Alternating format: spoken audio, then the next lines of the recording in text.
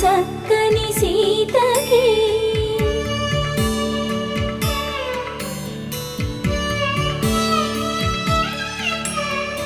ఎర్ర జాబిలి చేయి రాముడేడని అడుగుతుంటే